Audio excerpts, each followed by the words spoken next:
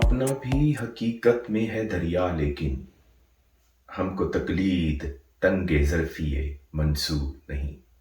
दोस्तों याद रहे कि आज ज़कात तो तोज़ी दो फिर रिज़्क। ज़कात जो है वो रिज़्क में इज़ाफ़ा करती है। सवाल ये पैदा होता है कि रिज़्क क्या है?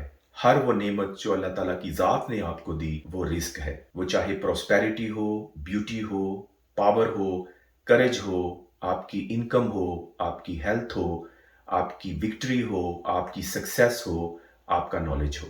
ये सारी की सारी चीज़ें रिस्क की टाइप्स हैं, ये रिस्क की किस्में हैं। अगर ये रिस्क की इकसाम में आप इजाफा चाहते हैं तो हुक्म यही है कि आप इसमें से ज़कात दें।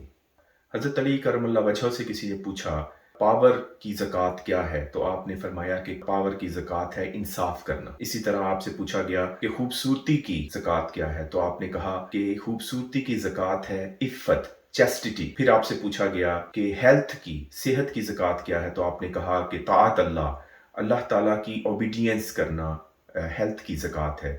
फिर आपसे पूछा गया कि शुजाअत की, करज की ज़कात क्या है, तो आपने कहा कि जिहाद करना, स्ट्रगल करना, अच्छे के लिए स्ट्रगल करना। फिर पूछा गया कि जिस्म की ज़कात क्या है, तो आपने कहा कि फास्टिंग करना, रोज़े रखना जिस्म की ज़कात है। फिर पूछा गया कि इल्म की ज़कात क्या है, आपने फरमाया युअल्लमहा अहलहू, जो अहल हैं उन तक इल्म पहुंचा देना तुम्हारे इल्म की ज़कात है। फिर पूछा गया कि प्रॉस्पेरिटी की, खुशहाली की ज़कात क्या है, तो आपने फरमाया कि सिला रहमी और लोगों से अच्छे ताल्लुकात को बहाल रखना।